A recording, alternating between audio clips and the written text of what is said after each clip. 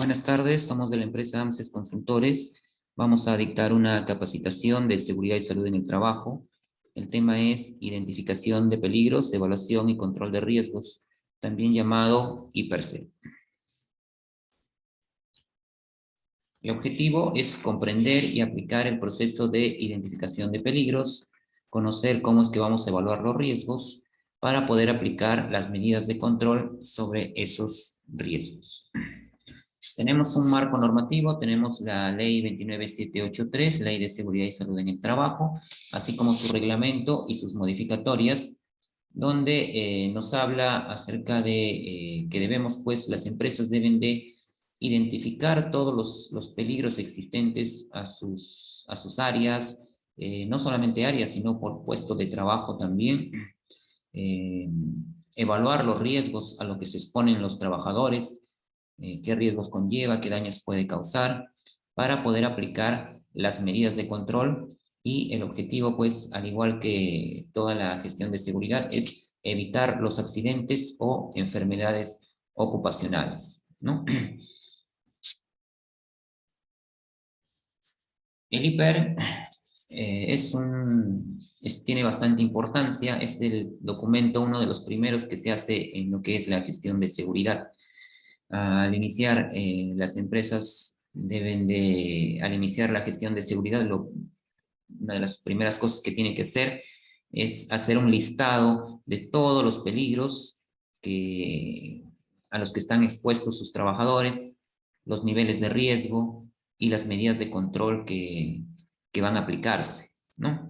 Todo esto se hace un listado, se hace una tabla, se ordena, y dependiendo de esto es que de ahí, por ejemplo, van a salir qué temas de capacitación van a requerir los trabajadores. De ahí se va a elaborar la planificación, los programas de actividades, de capacitaciones, de simulacros, de inspecciones, por ejemplo, ¿no? De exámenes médicos ocupacionales. Se van a definir también los servicios de seguridad y salud en el trabajo, ¿no? Como, por ejemplo, la vigilancia de la salud. Se van a, de repente, a requerir o a programar la elaboración de procedimientos, ¿no? Para tales actividades que de repente son muy riesgosas, se va a elaborar procedimientos. Se va a hacer también, a realizar los mapas de riesgo, los planes de emergencia o de contingencia, y también, dependiendo de esta evaluación de riesgos, se va a recomendar los equipos de protección personal que van a utilizar el personal. Entonces, todo esto en realidad sale de la evaluación de riesgos inicial o del IPER, ¿no? El IPER inicial. Es importante para la prevención de accidentes, porque identifica, dice, los peligros y la exposición a estos, planifica y adopta controles para la prevención de accidentes, hay participación de los trabajadores. La evaluación de riesgos, el IPER-C, debe de realizarse en participación con el personal que está expuesto, ¿no? Muchas veces solamente lo hacen el personal, digamos, el encargado de seguridad, pero lo correcto es que coordine, que converse, que pregunte hacia cada puesto de trabajo, ¿no? Cuáles son sus actividades, que investigue un poco para que pueda plasmar verdaderamente cuáles son los peligros a los que se expone cada trabajador en sus diferentes puestos. Se elabora entonces una matriz de capacitación de acuerdo a los puestos, una matriz de actividades también. Permite capacitar específicamente a los colaboradores, a los trabajadores nuevos, transferidos, determina los EPPs, todo esto, y hay eh, muchas más cosas que uno puede hacer mediante una evaluación inicial de peligros y riesgos, ¿no? Como es el IPERSE. También ayuda a identificar la exposición a los agentes de riesgo, ¿no? Higiénicos, como por ejemplo ruido, como por ejemplo malas posturas, ¿no? Por ejemplo, este polvo, ¿no? Que esto ya no es que provoquen accidentes en sí, sino que también los peligros pueden provocar enfermedades ocupacionales. Determina con detalle el perfil de exámenes médicos, también nos ayuda a esto, a determinar cómo va a ser nuestro protocolo para cada puesto de trabajo no puede ser el mismo examen médico. Va a ser diferente porque nos estamos exponiendo a riesgos diferentes, ¿no? Por ejemplo, un soldador está expuesto bastante a ruido, ¿no? Entonces, el examen médico tiene que prever eso, ¿no? Tiene que evaluar, a ver, cómo está la persona en lo que es la audición, en lo que es su oído. Igual también en los pulmones, digamos, para un soldador, a diferencia que para un trabajador administrativo, por ejemplo. Planificar y adoptar controles para la prevención de enfermedades nos ayuda a esto.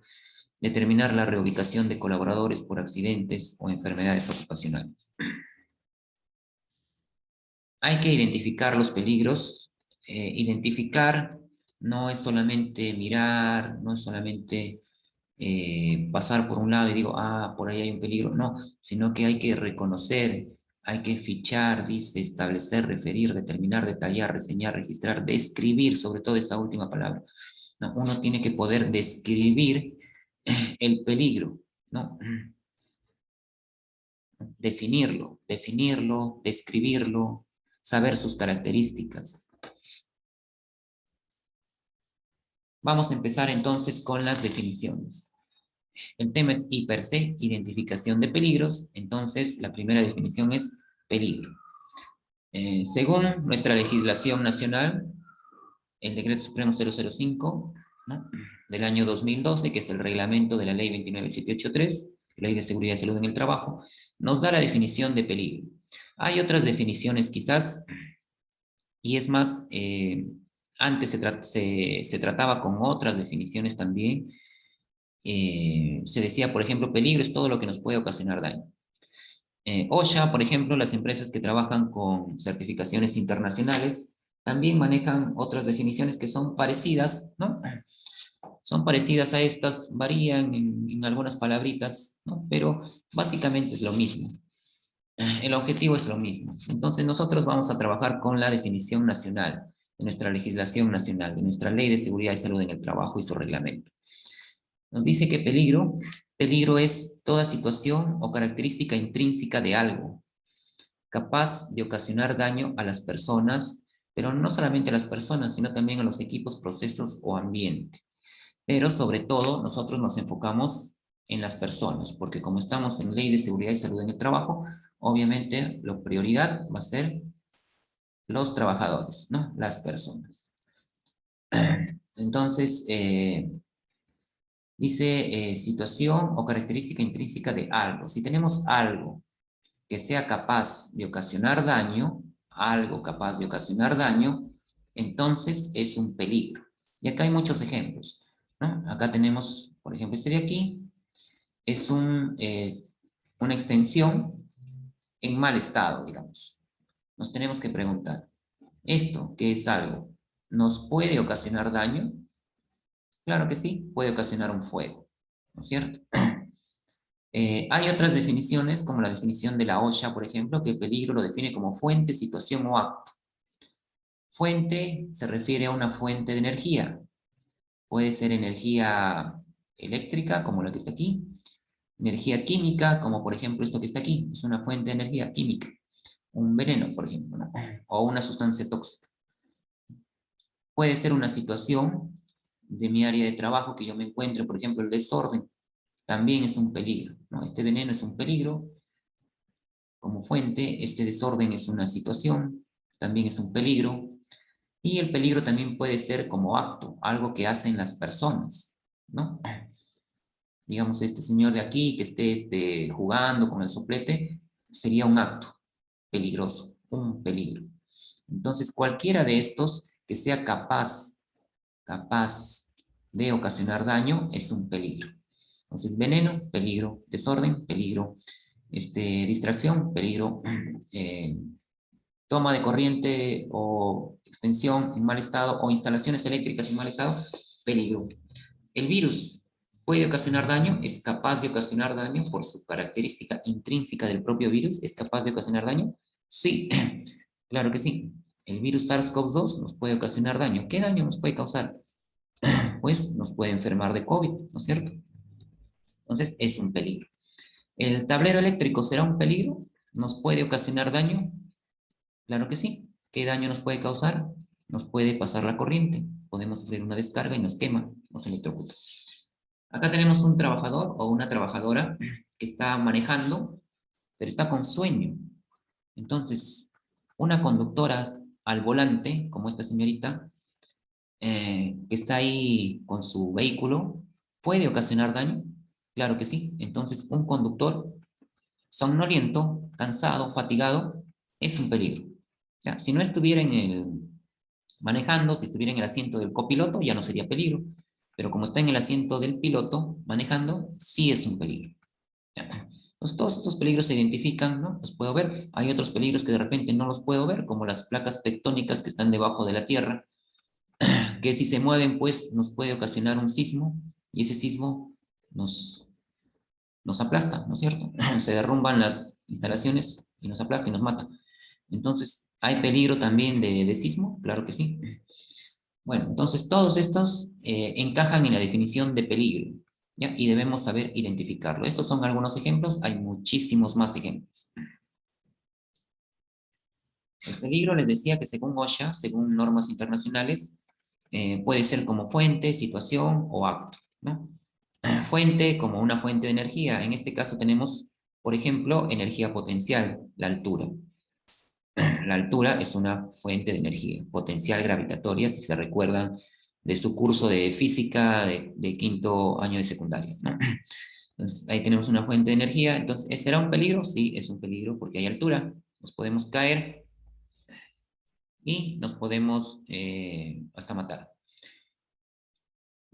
Actos. El peligro también puede ser un acto.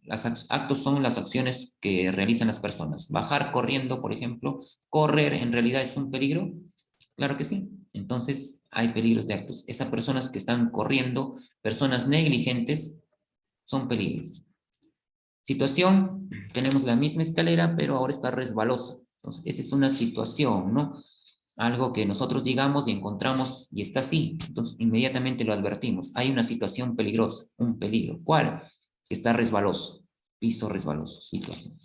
Esa es otra forma de ver, ¿no? Otra técnica, digamos. Y hay otra forma también de ver los peligros, ¿no? Que es, se trata mucho esto en la teoría de investigación de accidentes, que es que existen los actos inseguros, como por ejemplo bajar la escalera corriendo, y existen las condiciones inseguras, como por ejemplo la escalera resbalosa, por ejemplo. Actos son lo que hacen las personas, dice, causados por el hombre, o sea, negligencias, ya sea a propósito, porque a veces es a propósito, ¿no? Personas negligentes que de repente están caminando por la altura sin arnés porque dicen, ah, no me pasa nada, me da flojera ponerme mi arnés. O a veces también es involuntario, a veces también se olvida alguien, por ejemplo, de ponerse su casco, de ponerse su lente, entra, por ejemplo, al taller y se olvidó poner su casco. También puede ser así, puede que la persona no se dé cuenta, ¿no? Pero igual es causado por la persona. Todo lo que sea causado por las personas, acciones inseguras, se llaman actos inseguros. Actos o acciones es lo mismo. Y bueno, en algunas empresas se trabaja ya con este nombrecito que es subestándar. Significa debajo de un estándar, que no cumple con un estándar mínimo que tienen ahí en la organización. Entonces, actos inseguros o subestándares son causados por el hombre, negligencias, ya sea a propósito, ya sea casual, pero igual es causado por el hombre. Y lo otro son condiciones inseguras causadas por maquinarias, ambientes, mi lugar de trabajo. Por ejemplo, un piso que esté resbaloso, por ejemplo, una maquinaria en mal estado, una herramienta desgastada. Entonces, todo eso no es que lo esté haciendo yo en ese instante, sino que ya lo encontré así. Entonces, esas son condiciones. ¿Ya? Entonces, los actos son inherentes a la persona que está realizando y las condiciones son inherentes al lugar o ambiente de trabajo, las maquinarias, las herramientas. En teoría de accidentes, nos mencionan que la mayoría de accidentes, un 96%, en realidad aproximadamente, se deben a actos inseguros. Eh, Negligencias, digamos, del propio trabajador, ya sea voluntario o a veces también casual.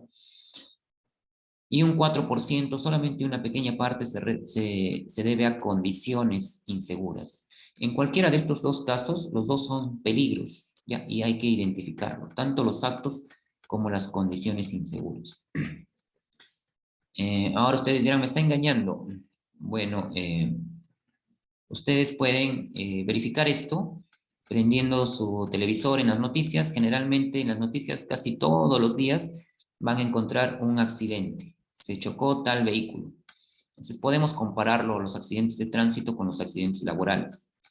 Y cuando se den cuenta, cuando el reportero diga por qué es que sucedió el accidente, o si no, se van a las estadísticas de la Policía Nacional, busquen en la página de la Policía Nacional, ahí se van a dar cuenta pues que la mayoría de accidentes de tránsito suceden por exceso de velocidad. ¿Provocado por quién? Por el hombre. O sea, ¿eso qué sería? Acto.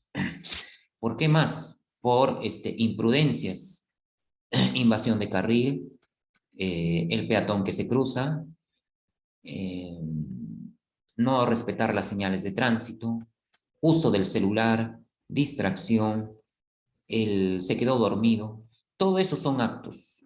Si se dan cuenta y lo analizan, van a poder verificar que la mayoría de accidentes ocurren por actos, más que por condiciones. Pocas veces van a encontrar una noticia donde diga accidente fue causado porque le fallaron los frenos, ¿no? Pocas veces.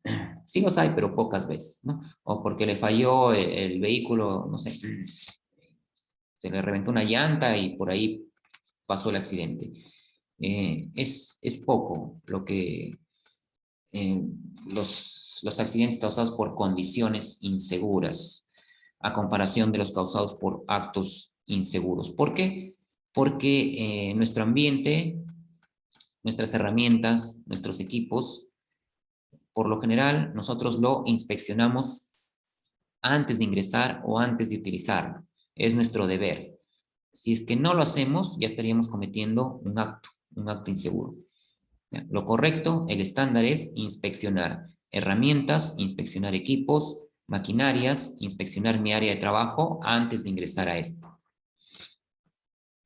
Vamos a ver un videito que nos explica esto de los actos y las condiciones.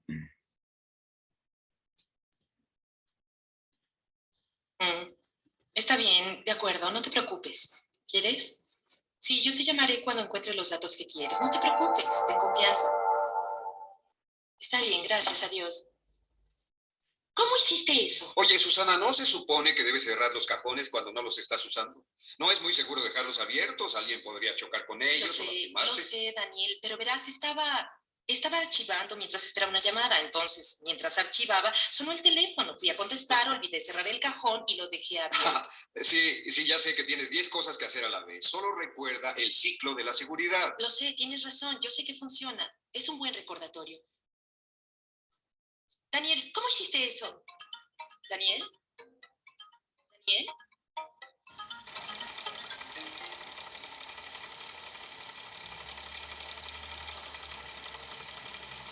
Oye, Samuel, ¿sabes que tu taladro está prendido?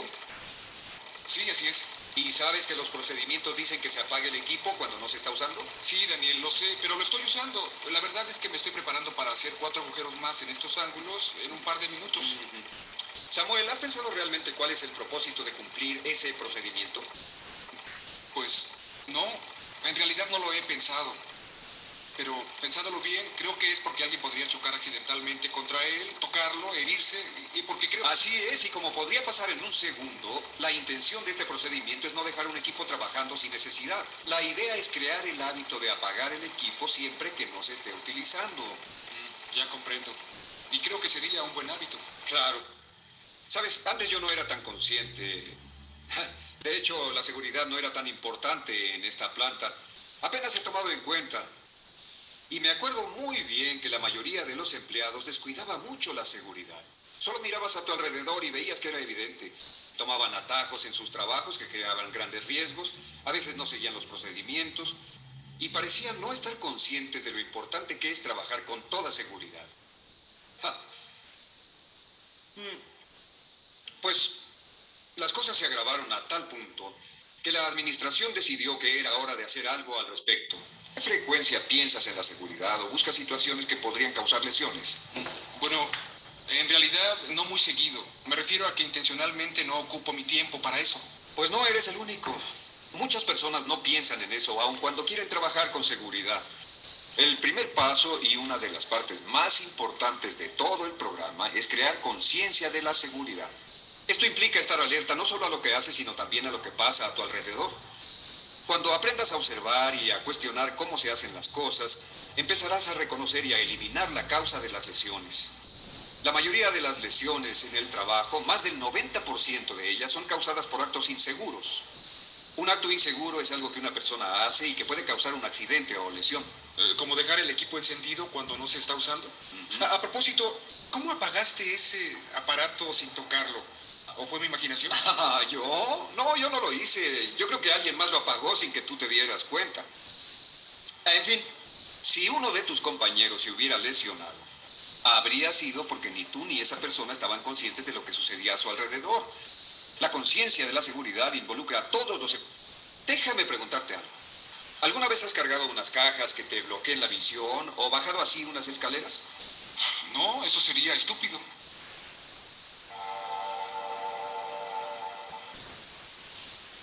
¿Ves? Sí lo has hecho. Bueno, yo creo que todos hemos hecho algo así en alguna ocasión.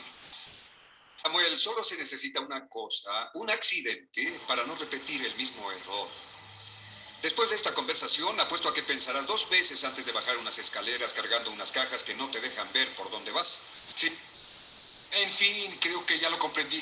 Yo no empecé a usar el cinturón de seguridad hasta que supe que mi vecino tuvo un accidente en su automóvil.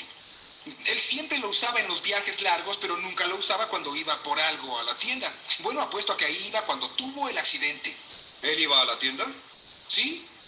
Así que creo que lo que dices es algo que yo ya sabía. Yo sé que es importante reconocer y eliminar actos inseguros y estar alerta ante todo lo que sucede a mi alrededor. Ese es el mensaje, Samuel. Pero claro, hay que saber más sobre esto. Por ejemplo, los actos inseguros dan lugar a condiciones inseguras. ¿Cuál es la diferencia entre actos inseguros y condiciones inseguras? Pues como dije hace un momento, un acto inseguro es algo que una persona hace y que puede causar un accidente o lesión. Por ejemplo... Oye, esa es mi área de trabajo. Sí, esa es. Así se veía antes del curso STOP. Si dejas un área desordenada, eso es un acto inseguro. Pero el área desordenada es una condición insegura. Las condiciones inseguras son a veces resultado de actos inseguros. ¿Ves la diferencia? Sí, lo que estás diciendo es que los actos inseguros crean condiciones inseguras, ¿no? Exacto. ¿Podrías pensar en otro ejemplo? De acuerdo. ¿Qué te parece alguien usando una escalera en una superficie inestable? Es un buen ejemplo. Parece simple. Mi área de trabajo es relativamente pequeña. No será mucho esfuerzo mantenerla segura. Bueno, yo no lo tomaría tan a la ligera, Samuel. Como ves, tu área de trabajo incluye tu máquina y el espacio que la rodea. También incluye el equipo y el espacio sobre el que tienes algún control y responsabilidad, y a veces cubre más que eso. ¿Cubre más? ¿Qué quieres decir? Bueno, a veces tu trabajo puede afectar a otros empleados de áreas cercanas. En ese caso, debes informar sobre el trabajo que vas a hacer para que ellos puedan tomar las precauciones debidas y que nadie salga lesionado. Sabes, este programa parece ser muy bueno y efectivo. Realmente estoy ansioso por empezar mi entrenamiento. Qué bien, me da mucho gusto, Samuel. Y ya tenemos que volver al trabajo. Sí, vamos.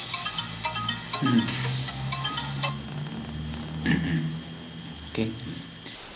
Bueno, entonces, tanto los actos como las condiciones son peligros.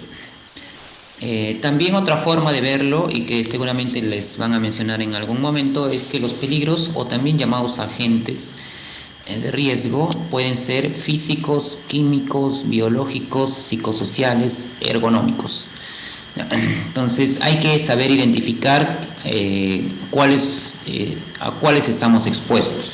Entonces, por ejemplo, ahí hay algunos ejemplos, ¿no? No son todos estos, hay muchos más, pero ahí están los, digamos, más comunes. Por ejemplo, físicos, tenemos electricidad. Estamos expuestos a la electricidad, tenemos que preguntarnos, ¿hay peligro de eléctrico por algún lugar? Si estamos en oficinas, pues los tableros eléctricos, las conexiones eléctricas, los tomacorrientes, el microondas, el frigobar, si es que cuentan con uno. Si es que estamos en una planta, digamos, o un taller, las máquinas, ¿no es cierto? Las amoladoras, la máquina de soldar eléctrica, ¿no? En fin, y todo lo que tenga ahí conexión eléctrica que funcione con electricidad. Ruido, ¿estamos expuestos a ruido? Tenemos que preguntarnos eso, ¿no? Igualito, fuentes generadoras como máquinas amoladoras, por ejemplo. Vibración para las personas que manejan máquinas como la moladora también, o sierras, a veces están cortando sobre mesitas y esas mesitas no están muy estables y que vibran, ¿no? Eso me puede generar un daño. Me hace daño a los músculos, me hace daño a los nervios. Temperaturas extremas, radiación solar, rayos X, todos esos se les llama peligros físicos, ¿no? Rayos X, ¿dónde hay rayos X? En los aeropuertos, por ejemplo, para ver el equipaje de las personas, en las clínicas, ¿no? Donde uno se toma las placas. Ahí el enfermero, por ejemplo, tiene que utilizar ahí un mandil de plomo, el que toma las placas. Y esas paredes de esa habitación donde se toman las placas deberían de tener o tienen un recubrimiento de plomo, al igual que la puerta, por ejemplo, ¿no? Entonces, deben saber que hay medidas de seguridad para cada cosa.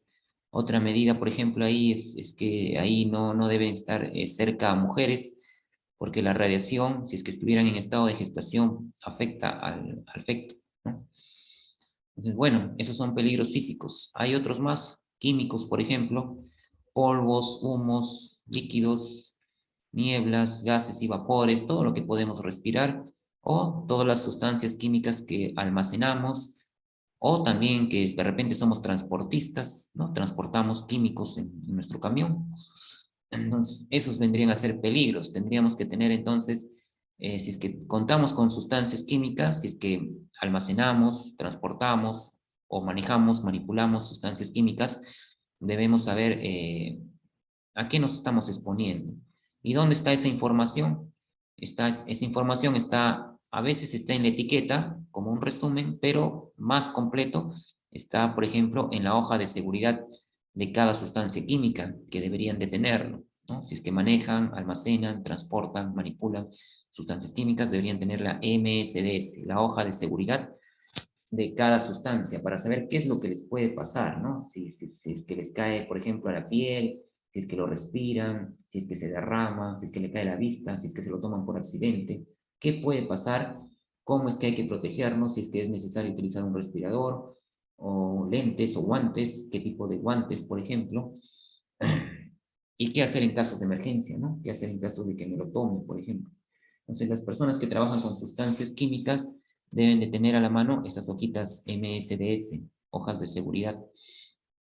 También existen los peligros biológicos, los virus, bacterias a los que todos estamos expuestos. Y ahora más que nada, pues con el virus de SARS-CoV-2, ¿no? Sobre todo el SARS-CoV-2, que todavía no pasamos la pandemia, estamos ahorita julio 2022, todavía no hemos pasado la pandemia, entonces todavía estamos expuestos y hay medidas preventivas que hay que tomar para eso, como la mascarilla, eh, la KN95 o la doble mascarilla quirúrgica combinada con la de tela, el distanciamiento social, el lavado de manos constante, la desinfección de manos con alcohol en gel, el procurar no hablar en voz alta innecesariamente, sobre todo cerca a otra persona, la toma de temperatura, la vacunación, por ejemplo, ¿no? Entonces, todo eso, por ahora todos estamos expuestos a este tipo de peligros, ya sea en nuestro centro de labores o sea en cualquier lugar donde nos encontremos. ¿Qué otros peligros hay? Solamente hay esos, ¿no? Hay más, por ejemplo, los psicosociales, ¿no?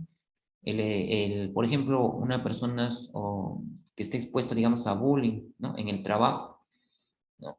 A eso se le llama mobbing. Un jefe de repente no le gusta a un trabajador, le tiene cólera, entonces ese trabajador está expuesto a este riesgo que le puede generar estrés. Ese estrés genera enfermedades ocupacionales que, bueno, afectan su salud O también origina desconcentración, que si estamos en un lugar de trabajo, puede accidentarse, ¿no? Un trabajador que esté así desconcentrado, desmotivado, eh, puede, puede más prontamente accidentarse que uno que sí está en sus plenas facultades, ¿no?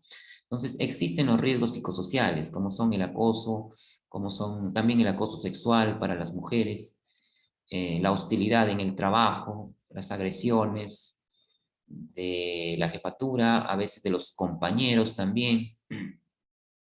Hay que estar pendiente también de eso, los jefes, ¿no? Los supervisores. ¿Solamente eso existe? No, también hay más ergonómicos, las malas posturas, el levantamiento de cargas, el hacer esfuerzo físico sobre esfuerzo físico, también es un peligro. Me puede conllevar a accidentarme o me puede conllevar a una enfermedad ocupacional o una enfermedad como la lumbalgia, a fatiga muscular, ¿no? Dolores musculares o lumbalgias. Entonces, todos esos son peligros.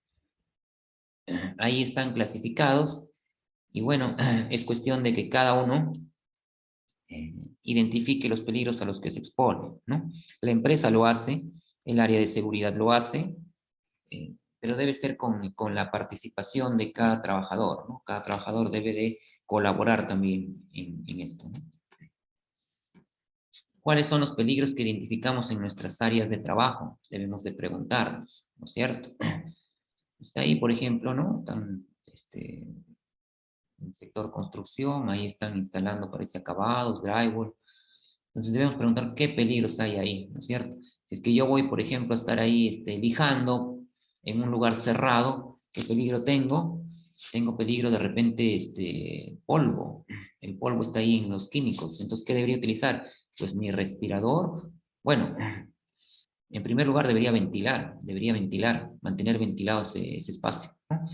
Debería ver si es que hay alguna forma que de repente bajar ese nivel de polvo, ¿no? Si es que estuviera, digamos, en las afueras, trabajadores, por ejemplo, que van en camiones por la sierra, por ejemplo, que levantan polvo, ahí, por ejemplo, lo que hacen es regar, ¿no? Regar el suelo para evitar que se levante polvo. Entonces, bueno, ahí nos dice cuáles son los peligros a los que estamos expuestos, ¿no? Debemos de identificarlos. Tenemos peligro polvo, tenemos peligro ruido, tenemos peligro sustancias químicas, de repente estoy pintando en un lugar cerrado, tenemos peligro altura, si es que utilizo escaleras, es necesario que utilice PPs, tenemos peligro eléctrico, si es que estoy ahí instalando de repente fluorescentes, tomacorrientes, no lo sé. Entonces, todo eso tenemos que identificar. A ver, observen esta lámina y, a ver, vean cuántos peligros, cuántas condiciones inseguras hay ahí. No solamente condiciones, cuántos actos inseguros están cometiendo las personas, ¿no? Hay personas que de repente están debajo de carga suspendida. ¿Será eso correcto? ¿Será correcto meterse debajo de una carga suspendida? ¿Será correcto estar en un área industrial sin EPPs, sin mi ropa de seguridad, mi ropa de trabajo, mi casco, mis zapatos, mis lentes, mis guantes? ¿Será correcto? ¿Estarán en buenas condiciones las escaleras? ¿Estará bien soldar en un espacio cerrado? ¿Será bien eso? Eh, ¿Los montacargas serán algún peligro al tránsito por ahí? ¿Estará bien que las personas transiten así nada más? ¿Que no haya señalética? ¿Que las sustancias químicas se almacenen por lugares que no corresponden? ¿No? ¿Qué peligros pueden observar ahí? A ver, deténganse y fíjense qué peligros, ¿no? Fíjense, ¿cuántos peligros hay?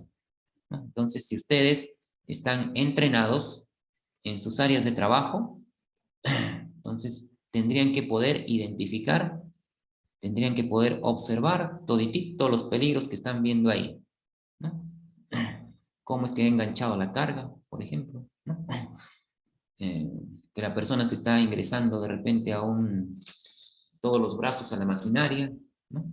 Y en fin, todo lo que ven ahí, desorden, cosas que están donde no deben estar, escaleras que no lo están utilizando correctamente, y así, ¿no? Obstrucciones al paso. Si ustedes tienen el ojo entrenado, ustedes ingresan a un lugar, inmediatamente, ¿no? Identifican, toditito los peligros. Ese es su labor. Y para eso, pues, ustedes deben de practicar, ¿no? Practicar, como dicen, la práctica hacia el maestro. Entonces, de tal forma que ustedes rápidamente, inmediatamente, apenas ingresan a su área, pueden ver todos los peligros, inmediatamente actúan, ¿no? O bien solucionan o bien reportan, avisan, ¿no? Avisan para que los compañeros pues no caigan en eso. Si ustedes son más antiguos de repente, ayuden a sus compañeros. Entonces, eso era el peligro. Peligro es todo aquello que me puede ocasionar daño, ¿no? Situación o característica intrínseca de algo, dicen, ¿no? O sea que es propio de esa cosa, ¿no? Característica intrínseca. Ahora viene la segunda definición, que es riesgo. Recuerden que es identificación de peligros, evaluación de riesgos y medidas de control. Entonces, la segunda definición es riesgo. Son definiciones que quizás ustedes, si es que es por primera vez, para los nuevos, de repente, que están ingresando recién a laborar en áreas industriales, o en empresas que tienen gestión de seguridad, para esas personas, peligro, por lo general siempre lo hemos tomado como sinónimo de riesgo. Si ustedes van a su diccionario de su colegio, busquen su diccionario, van a ver peligro y riesgo son lo mismo, sinónimos incluso dicen, ¿no? Pero para la gestión de seguridad no es así. Nuestra gestión de seguridad está basada en una gestión que es internacional, americana. Entonces, los americanos tienen la definición para peligro y riesgo diferente, distinta. Y como nosotros hemos jalado esa gestión, hemos copiado la gestión de los americanos, pues los conceptos también cambian. Entonces, para la gestión de seguridad, peligro y riesgo es diferente. Son conceptos distintos.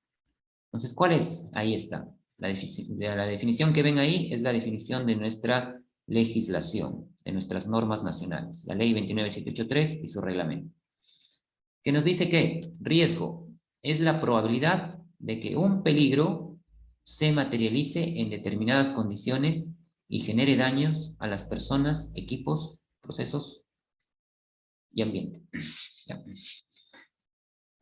Entonces, el peligro puede estar ahí, ¿no?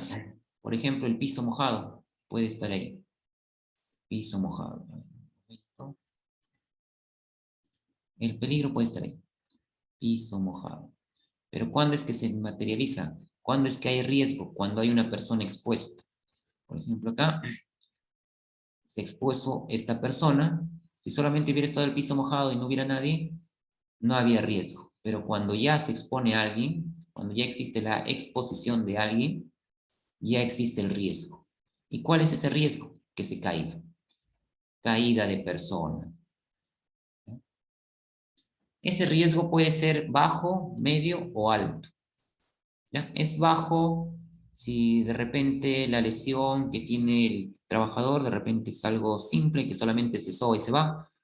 Es medio si de repente la persona requiere ya un tratamiento o lo mandan al centro de salud. Y será alto, pues, si es que la persona puede fallecer a consecuencia de esto. Entonces, depende ya de la empresa, del encargado de hacer la evaluación, que es el área de seguridad, en coordinación con quién, con el Comité de Seguridad y Salud en el Trabajo, o con el Supervisor de Seguridad y Salud en el Trabajo, dependiendo si la empresa es de más de 20 o de menos de 20 trabajadores. Entonces, dependiendo el área de seguridad, junto con su comité o supervisor, van a evaluar y van a decidir si es que los riesgos son bajos, medios o altos. ¿Ya? Todo eso dependiendo de un criterio que lo vamos a explicar. Tampoco puede decir, no, para mí todos los riesgos son bajos, ¿no? Porque están expuestos a fiscalización del Ministerio de Trabajo. Si hay un riesgo por ahí de que si alguien se puede fracturar la cadera y le pones riesgo bajo, pues te van a poner una multaza, ¿no? Entonces, tiene su criterio para evaluar si es que el riesgo es alto, medio o bajo, que lo vamos a ver ahorita.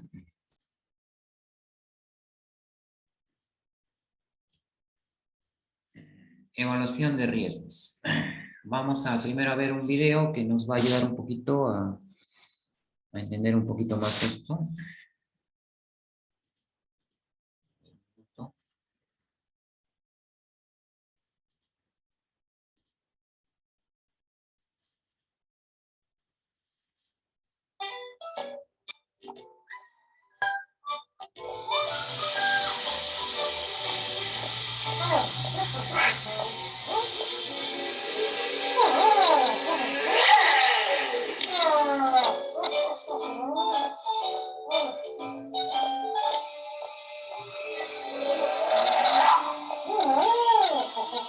Ese es el riesgo, el monstruo ese.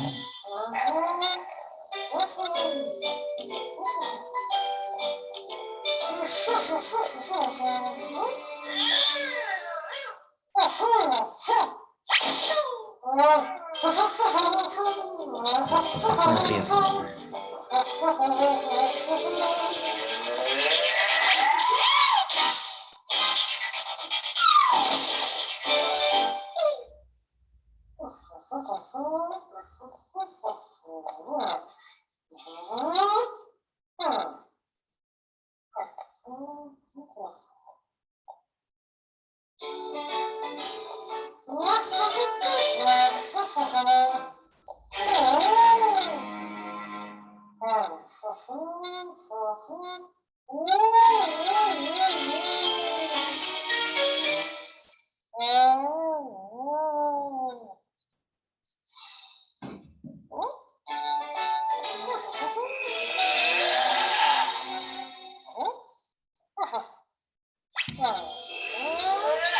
Riesgo alto, ¿no? Riesgo grande.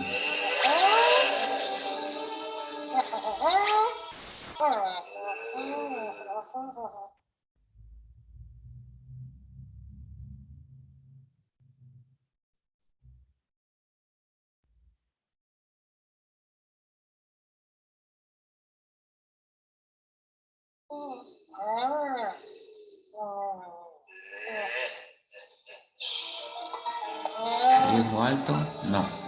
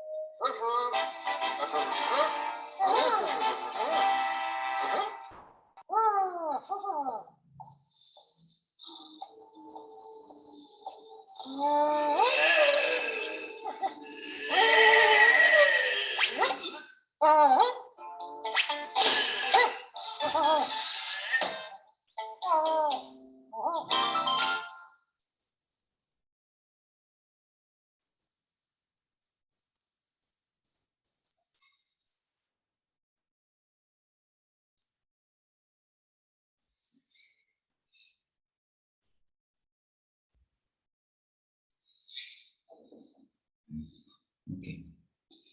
Bueno, entonces el riesgo puede ser alto, medio o bajo.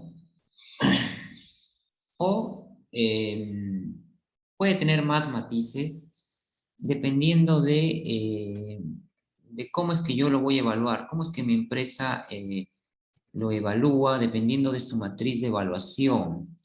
Entonces, existen estas matrices de evaluación donde el riesgo lo van a evaluar dependiendo de la probabilidad de que suceda un evento y en caso sucediese, ¿cuál es el daño que puede causar? A eso le llaman severidad.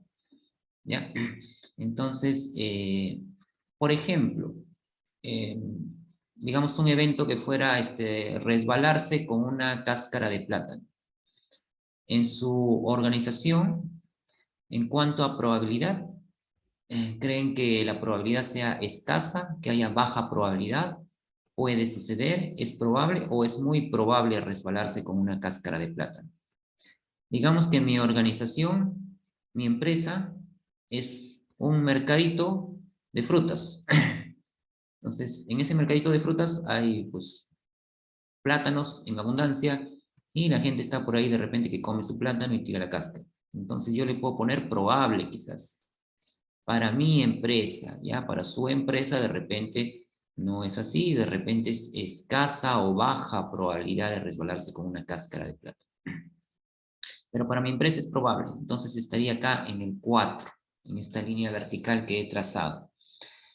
Y ahora, en caso sucediese el evento, en caso alguien se resbale, ¿qué daño puede causar?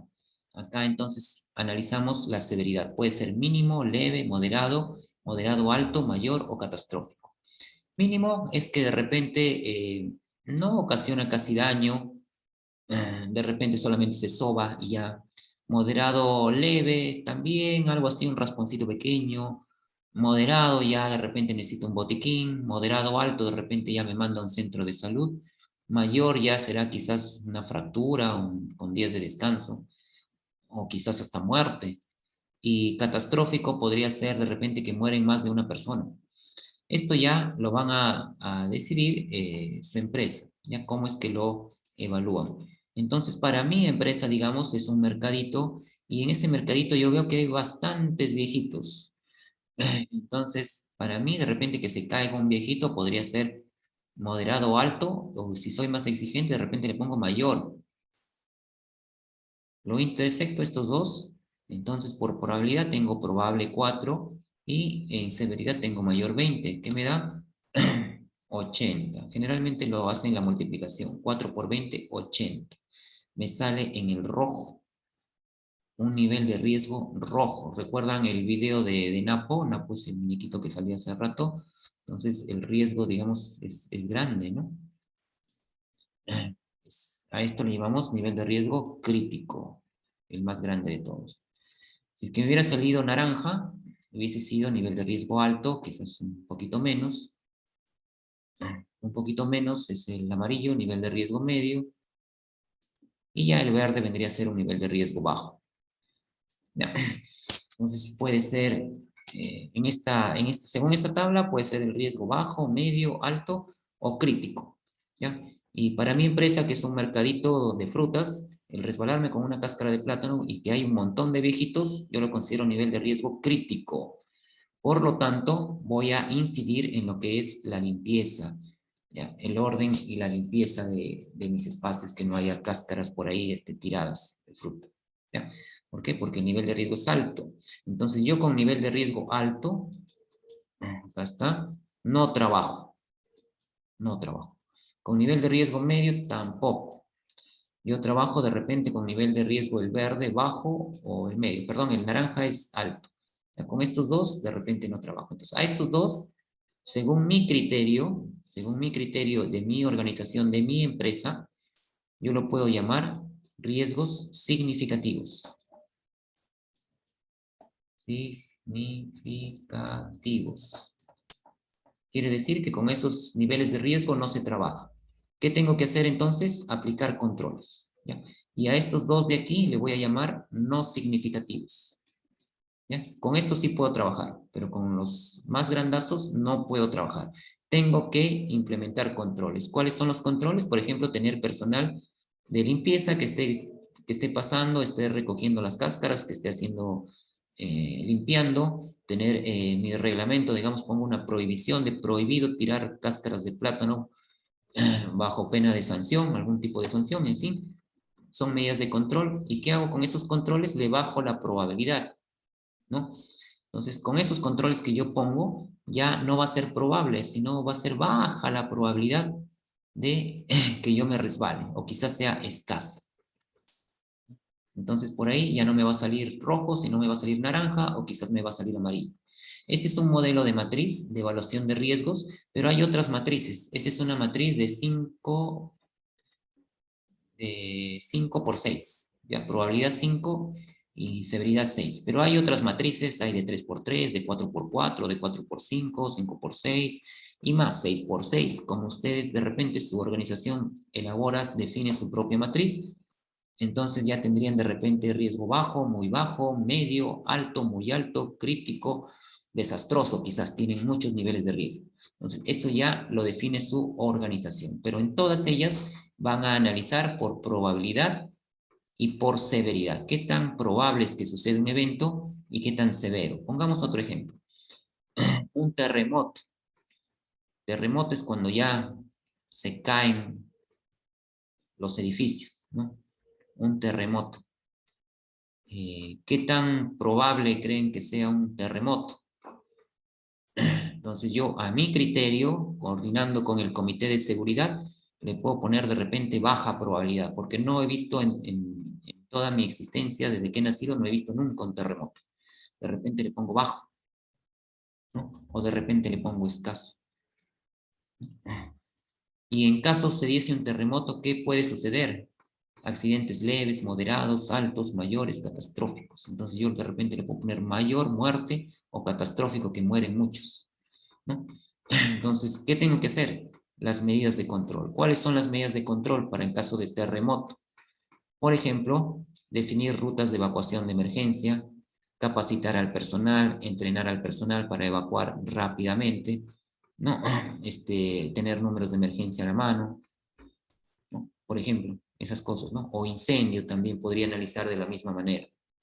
Entonces, esta es una matriz que me sirve para eso, para analizar si es que el riesgo es grande, como en el video, si es que es más pequeño, si es que es mediano. Y dependiendo, si es que son grandes serán significativos, si es que son más pequeños serán no significativos. Con los significativos no puedo trabajar.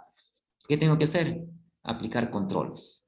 ¿Qué hacen esos controles? Le bajan el nivel de riesgo. Entonces ya son más chiquitos, ya son no significativos, se convierten en no significativos. Con eso ya puedo trabajar recién. Entonces les decía, el nivel de riesgo al principio, de repente yo evalué el terremoto y me salió un nivel de riesgo grandote, ¿no? A ese nivel de riesgo, cuando yo lo he evaluado al inicio, se llama riesgo puro, que por lo general es alto, muy alto, ¿no? Luego, ¿qué hago? Le aplico los controles. Esos controles, ¿qué es lo que van a hacer? Le van a bajar. Va a disminuir el riesgo. A eso le llamo riesgo residual. No lo he eliminado. Por lo general, no se elimina el riesgo. Por lo general, siempre queda algo de riesgo. A eso le llamamos riesgo residual. Ahora la pregunta, ¿es significativo o no es significativo? Según los parámetros de mi organización. Si es que es no significativo, entonces sería un riesgo aceptable. Quiere decir que con esto puedo trabajar. Por ejemplo, ¿no? Hay riesgo, como les decía otra vez, el terremoto, por ejemplo, todos estamos expuestos. Es un nivel de riesgo altísimo. No lo puedo eliminar por nada. Entonces, ¿qué es lo que tengo que hacer? Aplicar medidas de control como rutas de evacuación, entrenamiento de personal, formación de brigadistas, números de emergencia, tener a la mano, todo lo que hemos visto en las recomendaciones de INDECI. Entonces, ¿con eso lo he eliminado el riesgo? No, pero sí lo he bajado. ¿Ya? Entonces va a depender de su empresa. Ahora su empresa va a decir, no lo has eliminado, entonces nadie trabaja. No, ¿no es cierto? ¿Por qué? Porque entonces nadie trabajaría en ningún lado, ¿no? Porque todos estamos expuestos al terremoto. Entonces sí se trabaja con ese nivel de riesgo, que es un nivel de riesgo aceptable. Igual en las empresas hay riesgos de cortes, de contusiones, de golpes, de caídas. pero se trata de bajar el riesgo lo más que se pueda. Si tengo riesgo de caída, pues le doy a mi personal arnés. Ahora, ¿con eso lo estoy eliminando totalmente el riesgo? No.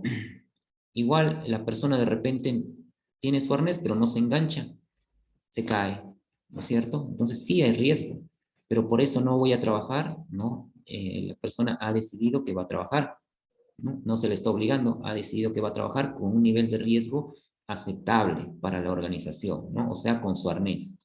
¿Me das mi arnés? Ya, ok, trabajo. Me corresponde ya a mí engancharme. ¿No?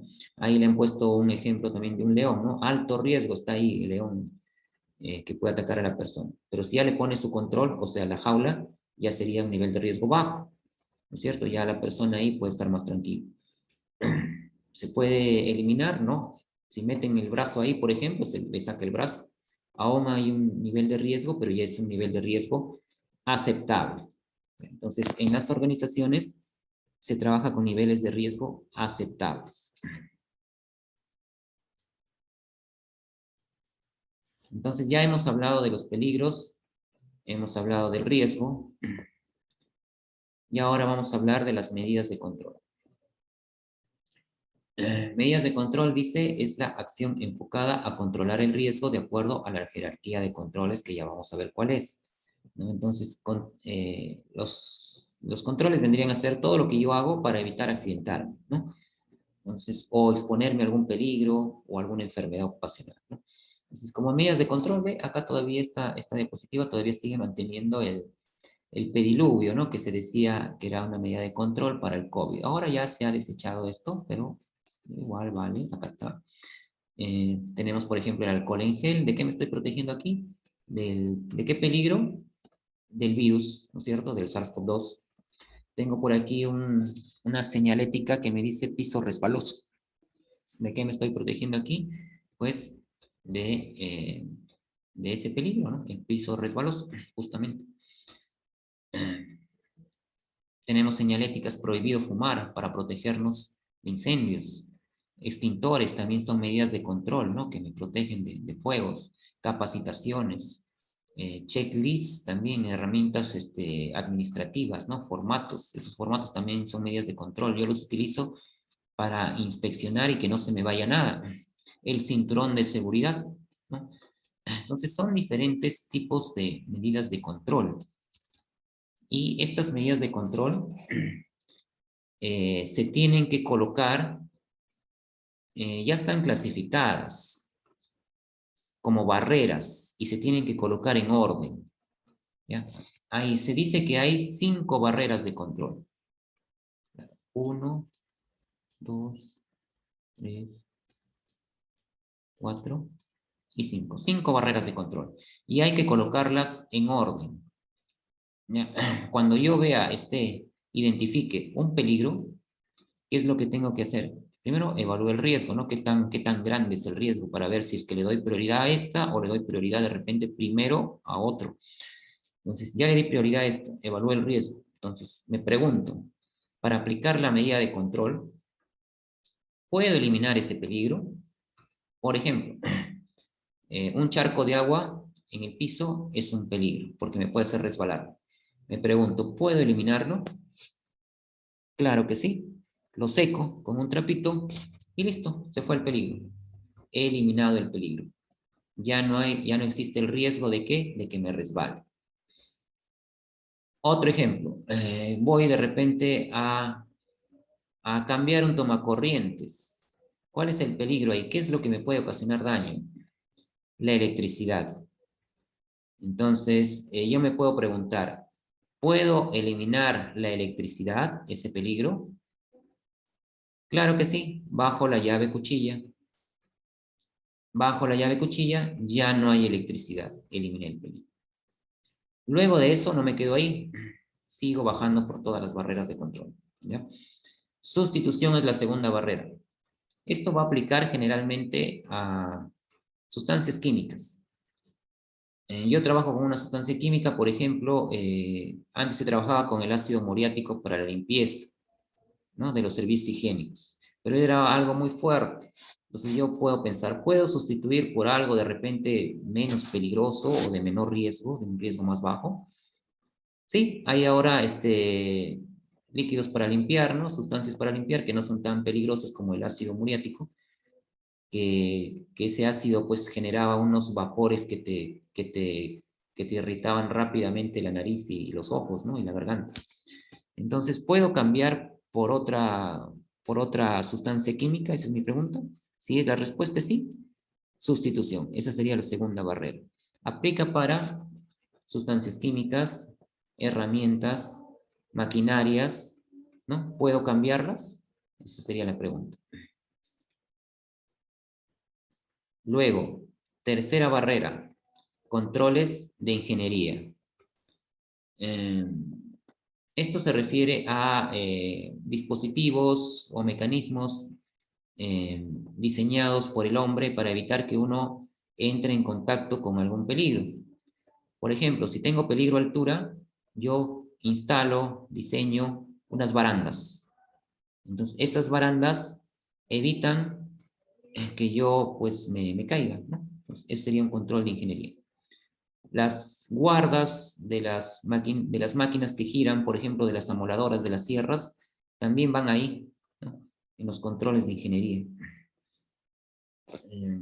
Y así, el cinturón de seguridad de los autos, aislantes, por ejemplo, son controles de ingeniería. El airbag también la bolsa de aire de los automóviles también es un control de ingeniería. Y así, todo lo que sea diseñado por el hombre estaría aquí.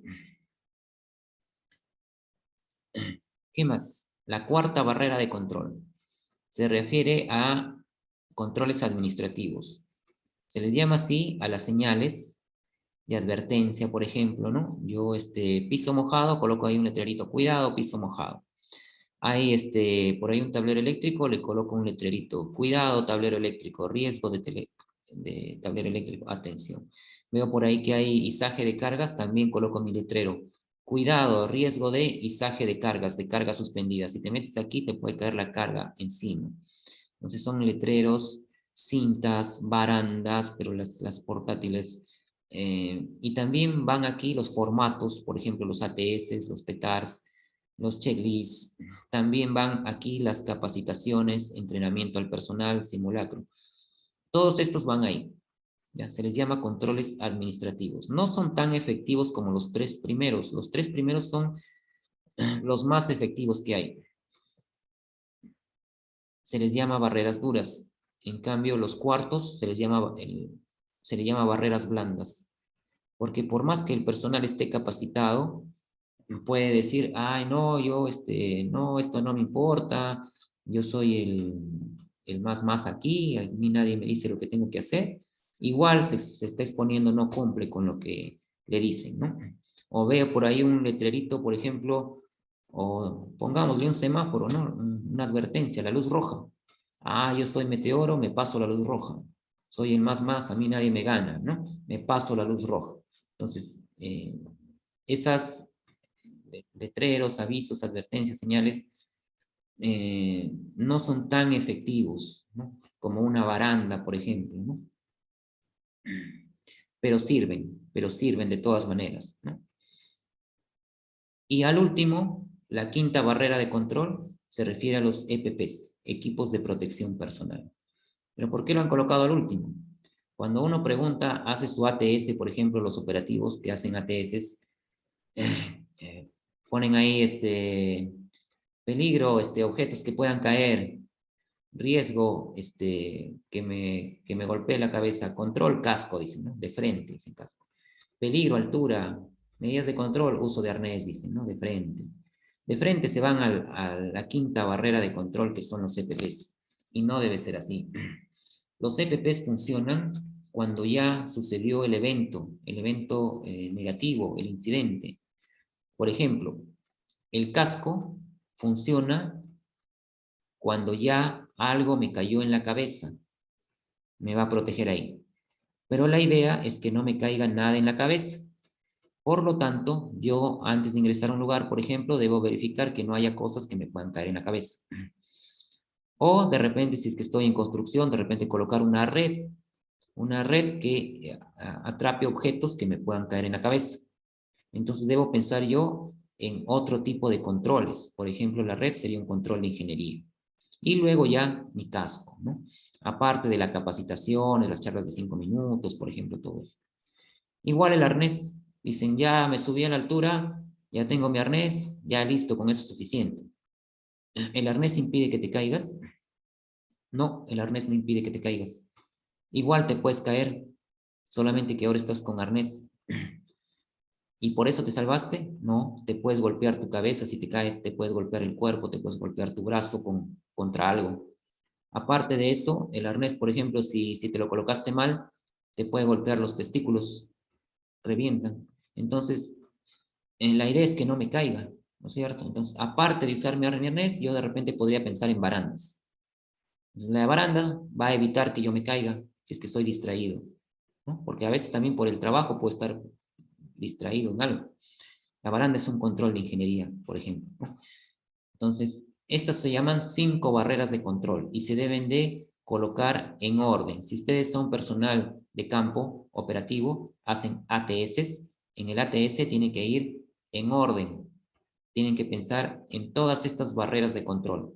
De hecho, que siempre va a haber la 4 y la 5. La 4 y la 5 para trabajos de campo siempre hay, ¿no? Pero si puede haber 1, 2 y 3, mejor, la colocan ahí, ¿no? Por ejemplo, para altura, barandas, ¿tienes baranda? Es un control de ingeniería, ¿no? Para altura, por ejemplo, ¿tienes PETAR? Permiso escrito de trabajo de alto riesgo, es un control administrativo. Sí, el personal está capacitado, tiene su examen médico, es un control administrativo, también los exámenes médicos. Es un personal autorizado, control administrativo. Ya tienes baranda 3, estos que les he mencionado, la barrera 4. Aparte de eso, el arnés con tus EPPs de seguridad, ¿no? Tu casco, tus botas, todo lo que implique, ¿no? Entonces, ahí, por ejemplo, para altura, mínimo tienes 3, 4 y 5. 3 barreras de control que deben ir en tu ATS. Por ejemplo, ¿no? Esto es lo mismo, dice ahí las 5 barreras de control, eliminar, ¿no? Eliminas el peligro o eliminas el riesgo, cualquiera de los dos. Ahí hay un concepto, a veces hay diferenciación en concepto entre empresas, ¿no? Algunos dicen que solamente se elimina el peligro, otros dicen que solamente se elimina el riesgo. Bueno, ya ustedes vean, para mí se puede eliminar los dos, o bien el peligro o bien el riesgo. Se puede sustituir, ¿no? Controles de ingeniería, controles administrativos, y al final EPPs, ¿no? Tenemos, a ver, vamos a ver más acá, ¿ok? Y bueno, todo esto, ¿para qué me sirve? Bueno, las empresas elaboran un documento que se llama Matriz I+C. Las empresas, al inicio de la gestión de seguridad, les decía que uno de los primeros documentos que se tiene que hacer es una tabla, que es un listado de todas las actividades que realizan todos los puestos de trabajo. Por cada puesto de trabajo se debe hacer un listado de todas las actividades que realiza el personal, ¿no? En esas actividades se debe describir qué peligros están expuestos, a qué riesgos y cuáles son las medidas de control que se va a tomar como empresa, ¿no? Por ejemplo, si yo tengo mi empresa de repente de instalación de cámaras de seguridad, tengo que decir, yo tengo, por ejemplo, puestos de trabajo, instalador de cámara, digamos que sea uno, ¿no? Pues, ¿a qué peligro se está exponiendo? Por ejemplo, peligros de altura, ¿no? ¿A qué riesgo que se caiga? ¿Cuáles son las medidas de control? Pues lo voy a mandar a capacitar, le voy a sacar su examen médico, le voy a comprar su SSTR, ¿no? Voy a verificar que solamente el personal autorizado realice trabajos en altura, para lo cual voy a colocar supervisión permanente, ¿no? Constante, ¿no? Y así, de repente mi personal está expuesto también a uso de herramientas, de repente herramientas manuales solamente para instalación de cámaras. ¿Cuál es su peligro? Las herramientas filosas, el riesgo que se corte, la medida de control, pues le voy a dar guantes anticorte a mi personal, ¿no? Por ejemplo, ¿no? Aparte de capacitación en uso de herramientas, sería la barrera número 4. Y así, entonces, por cada instalador de cámaras le hago su matriz I+C. De repente tengo el supervisor, también tiene su matriz I+C. De repente tengo un conductor, también un ayudante también, al gerente también le hago su matriz I per C de puro labores administrativas, y así. Las empresas hacen matrices I per C y se tienen que evaluar una vez al año. Esas matrices I per C las hace el área de seguridad, ¿no? Son, digamos, a manera general, las actividades de manera general. Pero ¿qué pasa si de repente ese instalador de cámara se va a instalar cámaras a un lugar y hay un perro por ahí rabioso? ¿Ese perro será un peligro? Claro que sí, ese perro es un peligro. ¿Tendrá que analizarlo? Sí, lo tiene que analizar, tiene que evaluar el riesgo. ¿Cuál es el riesgo? Que lo muerda, ¿no? ¿Cuál sería la medida de control? Pues de repente avisar al dueño que lo amarre su perro, quizás, ¿no? Para la próxima vez que vayan. Entonces, ese perro, por ejemplo, ¿habrá estado identificado en la matriz I per C que ha hecho la empresa? No. Bien difícil que alguien identifique ese perro, ¿no? Entonces, de repente se les pasó. Entonces, a la primera matriz, la que les digo que hacen las empresas, se les llama matriz I per C base. Base, la inicial, la base. Para las labores de campo, se tiene que hacer una matriz I per C continua, así se llama, continua. Entonces, el trabajador de campo va con una tablita donde él tiene que ver qué peligros hay, cuáles riesgos se va a exponer y cuáles son las medidas de control para la actividad que va a hacer durante el día. Ya, entonces, de repente, en esa matriz va a ser más detallada y van a haber peligros que se les escapó a los que hicieron la matriz I per C base. Por ejemplo, un perro rabioso. Por ejemplo, de repente por ahí hay un cable eléctrico que no me fijé. Por ejemplo, de repente por ahí hay un montacargas que está cruzando, ¿no? Que no se identificó antes. Por ejemplo, hay insectos, de repente hay un panal de abejas, ¿no? Entonces, a eso se le llama I per C continuo, ¿ya? Y acá en nuestro país, a ese I per C continuo, se le da la forma de ATS, Análisis Seguro de Trabajo, o Análisis de Trabajo Seguro, que es un formato que es como un hiper en blanco para llenar en campo, solamente de la actividad que van a hacer durante el día. ¿Ya? ATS, es como un hiper, es básicamente lo mismo, solo que más chiquito, de solamente las actividades que se va a hacer durante el día. Entonces hay I per C base y hay I per C continuo, ¿ya? Y el I per C continuo es básicamente prácticamente lo mismo que la ATS. Ejemplos tenemos ahí. Este es un ejemplo de un I per C de una labor administrativa, dice aquí. Por ejemplo, es un resumen, ¿no? El I per C es mucho más elaborado. Este es un resumen, la carnecita nada más. Ahí nos dice, por ejemplo, peligros. ¿Qué peligros está expuesto este señor? Para identificar el peligro, lo que yo tengo que preguntarme es, ¿qué me podría ocasionar daño? ¿Qué es lo que me puede ocasionar daño? Entonces, de arranque, lo primerito, desde el mismo instante en que yo ingreso a mi centro de labores, lo primerito que yo veo es el SARS-CoV-2, ¿no? Porque estamos en época de pandemia. Riesgo, el riesgo es la consecuencia. Tengo que preguntarme, ¿qué daño me puede causar ese peligro? La respuesta es el riesgo. Entonces, cuando yo me pregunto eso, peligro o virus, riesgo, ¿qué me puede ocasionar ese virus? Me puede contagiar la enfermedad de COVID-19. Nivel de riesgo, ¿cómo lo consideras? ¿Por probabilidad, por severidad, haciendo mi análisis mental? Lo considero un nivel de riesgo alto, por ejemplo. Controles, ¿qué medidas de controles voy a tomar yo para mi trabajador, ¿no? Yo estoy ahorita elaborando este hiper, soy el área de seguridad y estoy elaborando el hiper para esta empresa, para mi empresa. Medidas preventivas, bueno, voy a recomendar teletrabajo. Es un administrativo que puede trabajar desde una computadora en un escritorio desde su casa. Entonces puedo considerarle un teletrabajo. ¿Qué otras medidas? Rotación de personal. De repente sí va a tener que ir, pero lo voy a rotar con otra persona para que no vaya mucho. Vacunación, le voy a pedir las 3 dosis, ¿no? De ahorita que están, por ejemplo, ¿no? Desinfección de áreas, voy a desinfectar las oficinas de repente periódicamente. Voy a colocar un termómetro al ingreso para la toma de temperatura, más de 38 grados, 38,5, perdón, 37,5 grados, ya no pasa. se regresa y se va a tener que hacer su prueba de descarte, por ejemplo, ¿no? ¿Qué otras cosas? Pongo mi pediluvio, aunque este de pediluvio ya se ha eliminado, pero bueno, por si acaso. Voy a poner alcohol en gel, voy a poner ahí afiches que me hablen sobre el distanciamiento social, voy a capacitar a las personas, a todos mis trabajadores en medidas de prevención del COVID, voy a contemplar un plan de vigilancia COVID que me lo pide el gobierno, que son procedimientos de actuación para prevención de COVID. Voy a utilizar las mascarillas o caretas, no sé, lo que aplique, ¿no? Todos esos son medidas de control que, si se dan cuenta, ahí van a estar dependiendo de las barreras de control que les dije, ¿no? Por ejemplo, las mascarillas son EPPs, toditito los demás son controles administrativos, la barrera número 4. ¿Qué otras cosas? Conexiones eléctricas, por ejemplo. Este personal está expuesto a conexiones eléctricas. Peligro. Peligro, conexiones eléctricas. Eso es lo que me puede causar daño. Riesgo. ¿Qué daño me puede causar? Descarga eléctrica, ¿no? Electrocución. No solamente eso, también un incendio.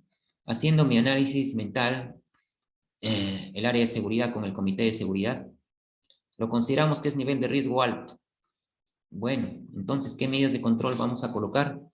Por ejemplo, ahí que en las instalaciones tengan su puesta a tierra, que el tablero tenga su llave diferencial y su llave termomagnética, ¿no?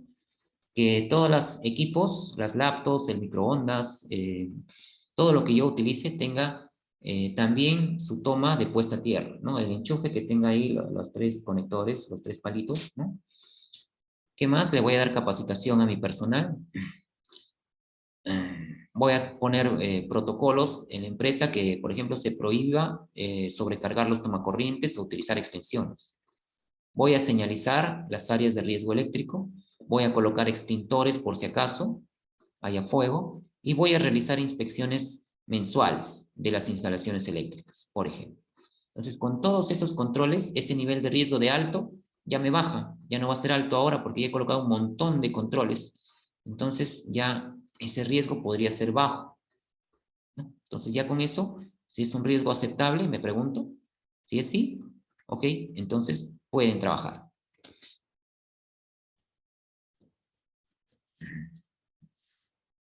Otro ejemplo.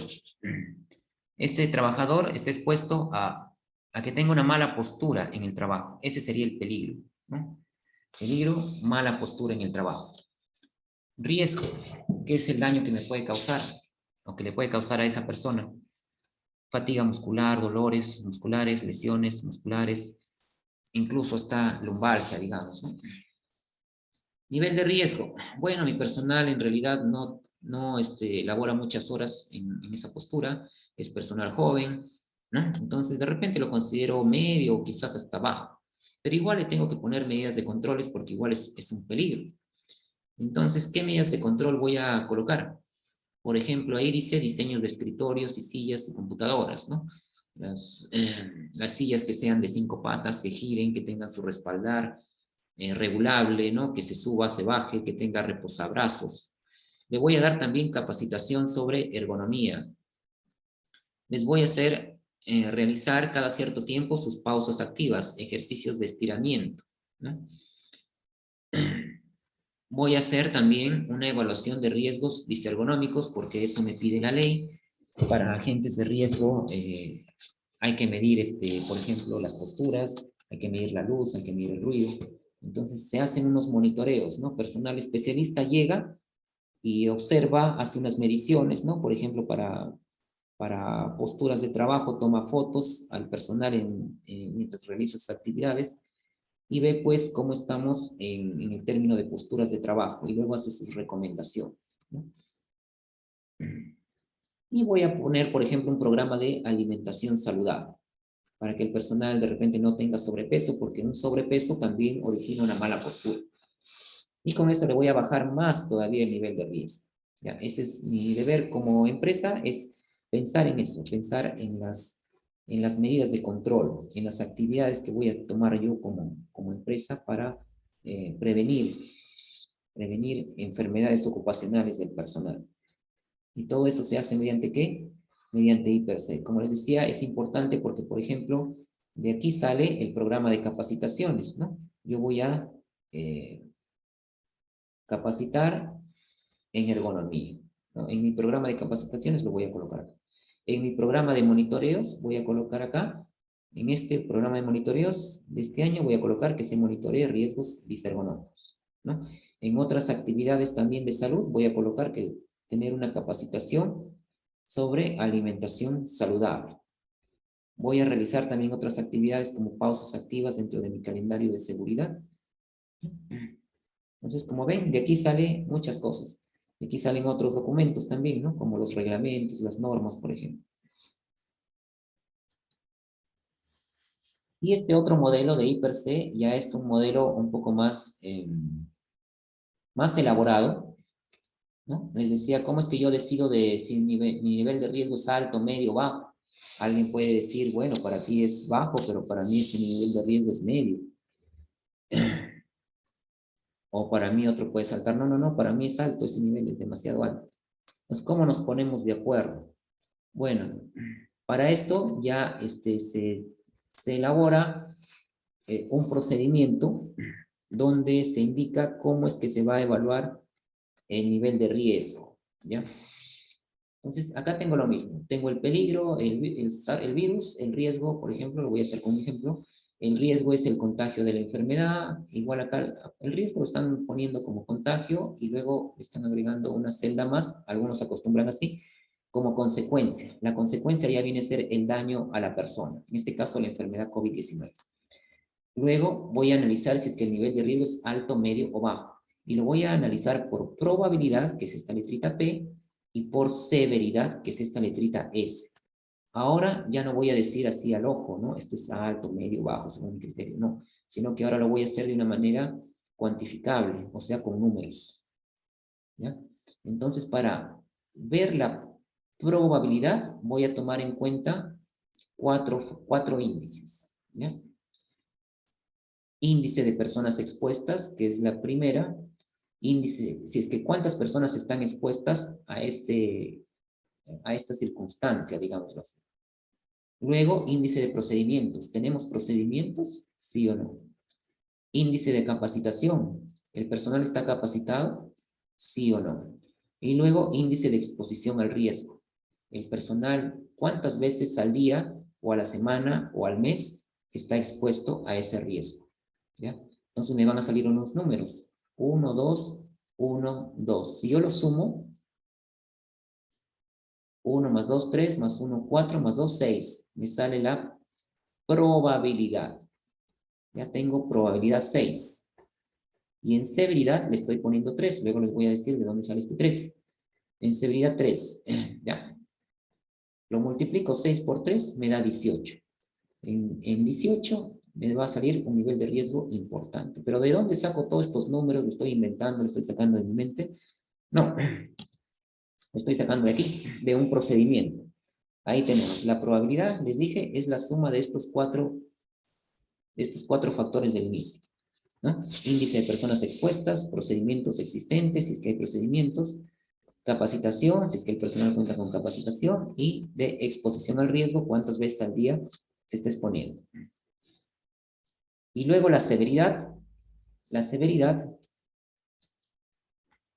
que es esta S de aquí, S, va a tener un número que puede ser 1, 2 o 3, según esta tabla.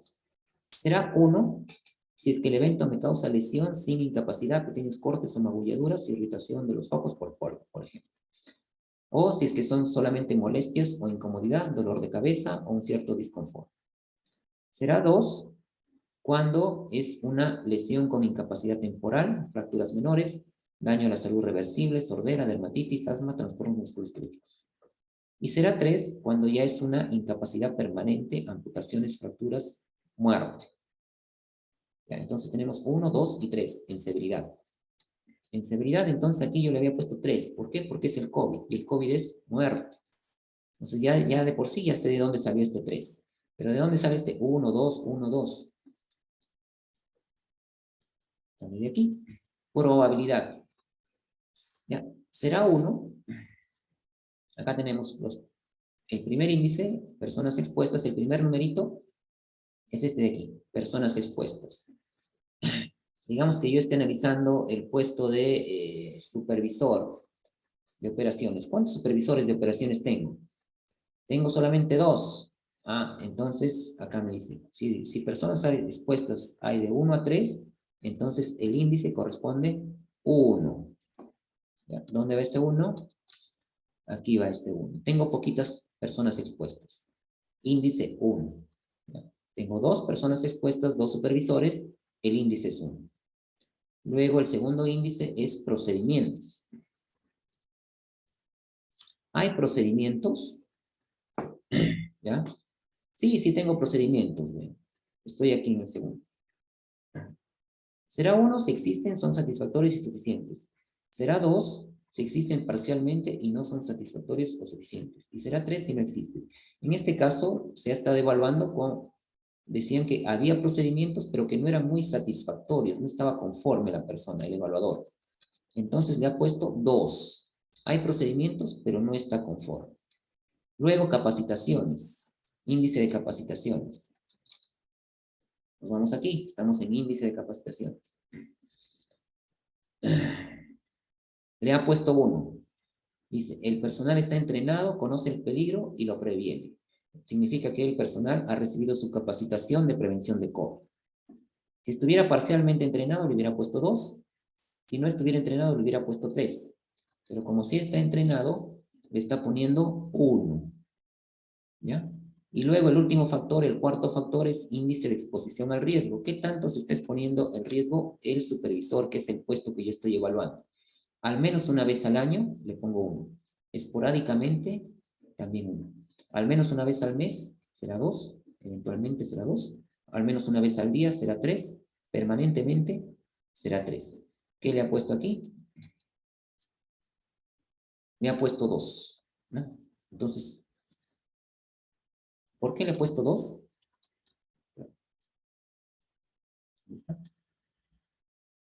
Al menos una vez al mes o eventualmente quizás. ¿No? De repente la persona está haciendo medio trabajo remoto, no se está exponiendo mucho, ¿no? De repente la persona está rotándose, ¿no? Rotándose con otros para poder asistir solamente parcialmente, ¿no? Entonces, así es que le ha colocado todos estos números, los sumo, estos números, y me da la probabilidad, que en este caso sería 6. El 3 de severidad, ya hemos dicho, porque es muerte, 6 por 3, 18. Al darle 18,